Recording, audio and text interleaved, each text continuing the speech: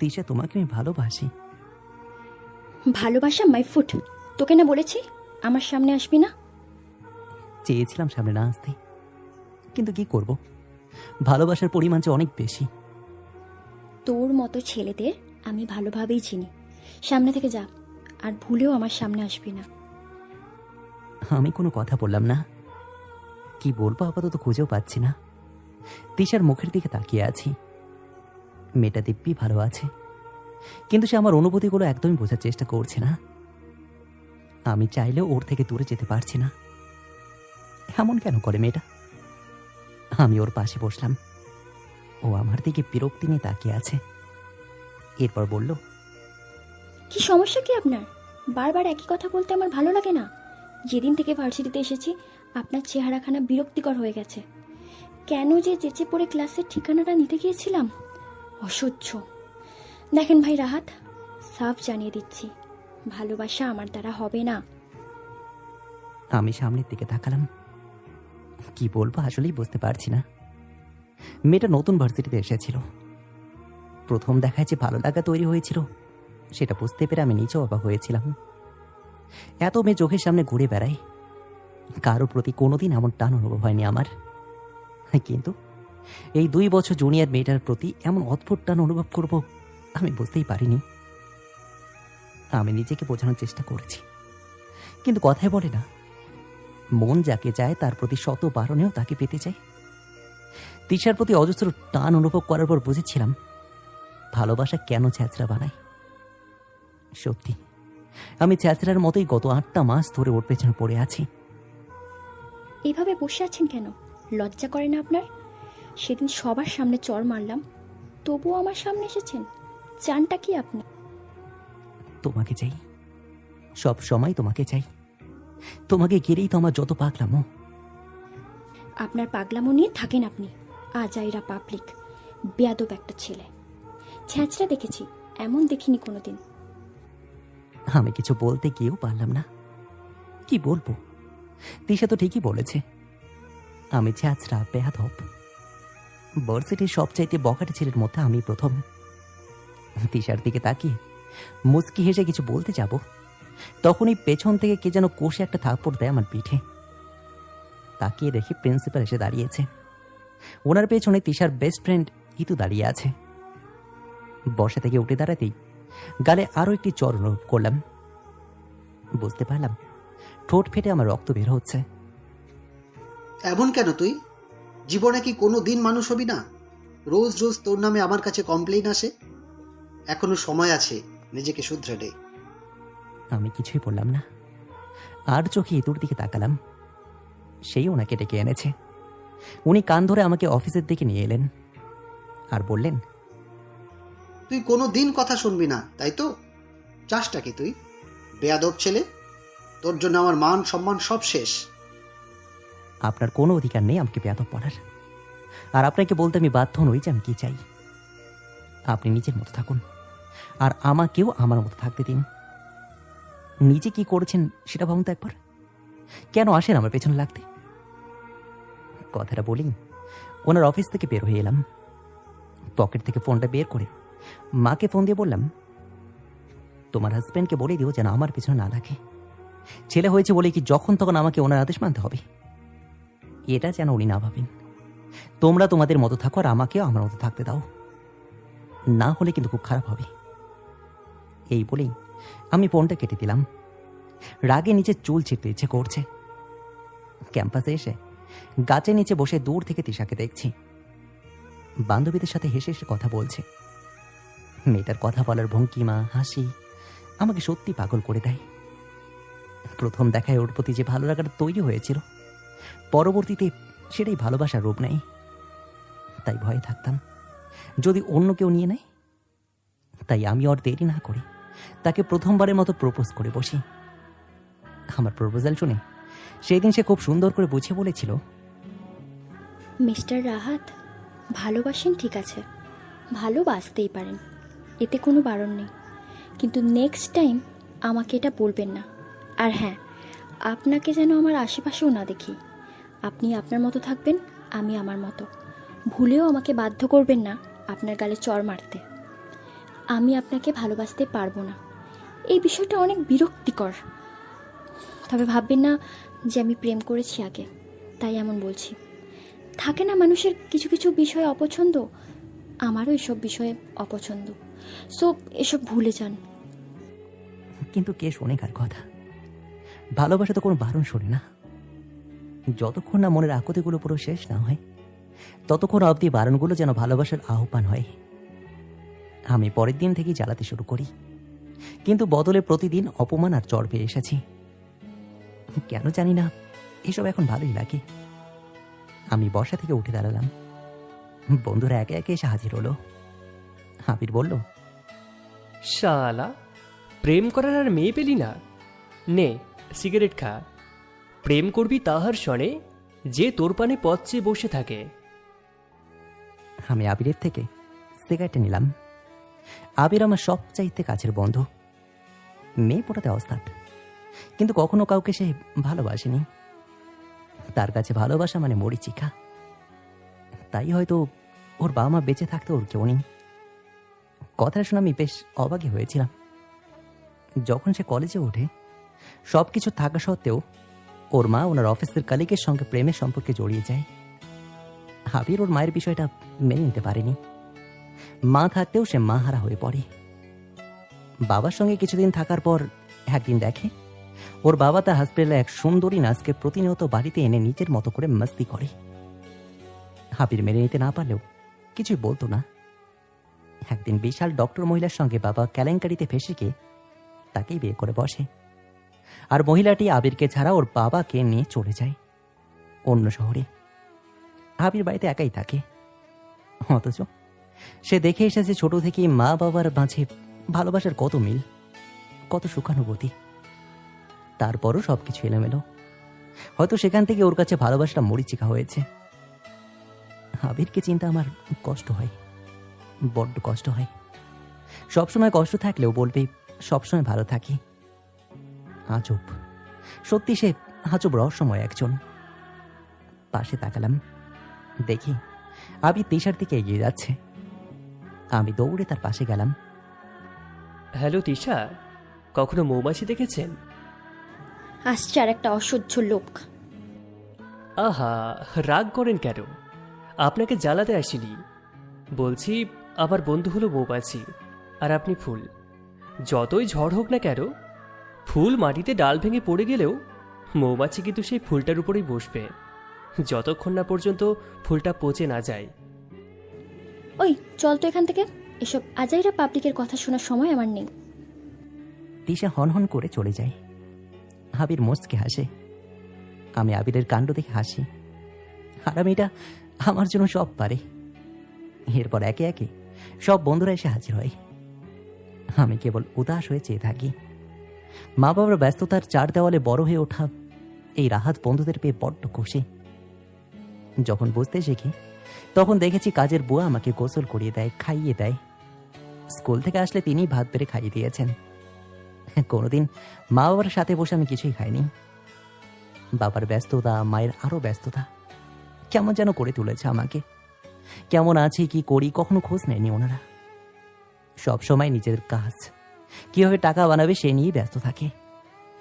বায়না করে কিছুই চাইতে হয়নি আমাকে। বায়না করে চাওয়ার মাঝে এক ধরনের যে আনন্দ, সেটাও আমি বুঝতে পারিনি। বিছানার পাশে টাকা থাকতো, নিয়ে ঘুরতাম। কবে কি ড্রেস লাগবে জানতে চায়নি তারা। তাই একা থাকার এই চার দেওয়ালে বন্ধু বলতে শুধু আবির, সাকিব, সাব্বির আর আদিবি আছে।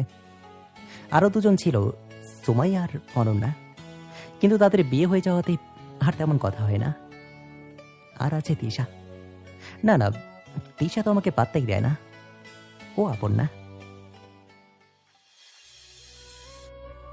তিশা, কবে বুঝবে তুমি আমার মনের কথাগুলো? সত্যি যে তোমাকে ভালোবাসি আমি। ওই তো দেখ, ছেঁচড়াটা আবার আসছে। কত করে বোঝাবো আপনাকে যে আপনাকে আমার পছন্দ না? গুছিয়ে তো নিতে পারো। প্রমিস করছি কখনো ছেড়ে যাব না। তোর প্রমিস আর গুছিয়ে নেওয়ার আমি নিকুচি করি। দূর হ আমার সামনে থেকে। Hate you, just hate you. দুদিন পর ভালোবাসা চলে যাবে। ভালোবাসা কখনো ছেড়ে চলে যায় না তিশা। এটা গভীর হয়, তিক্ততা আসে তবু হারায় না। ভালোবাসি তোমাকে, বুঝবে কবে তুমি? দেখ ভাই রাহাত, তোকে আমি বুঝতে চাই না, সামনে থেকে যা। আমি কিছুই বললাম না। তিশার হাতটা শক্ত করে ধরলাম। জানি না কি হলো, সাহস কোথার থেকে আসলো। এমন কাজ করব ভাবতেও পারছি না। সাথে সাথেই তিশা আমার বাম গালে কষে একটা চড় দেয়। ভার্সিটির সবাই আমার দিকে তাকিয়ে আছে। চিৎকার করে ঝটকা মেরে হাতটা ছাড়িয়ে নেয় তিশা আর বলে, তোর সাহস কি করে হয় আমার হাত ধরার? বের হয়ে যা সামনে থেকে। তোর লাজ লজ্জা কিছু নেই? কুকুরের মতো খাবারের জন্য পড়ে আছিস। এরপর যদি আমার সামনে আসিস তো আমি নিজেই নিজেকে মেরে ফেলবো, আই প্রমিস। আমি কিছুই বললাম না। চোখ তুলে আশেপাশে তাকালাম। সবাই আমার দিকে তাকিয়ে মুচকে হাসছে। তিশা চলে যেতে থাকে।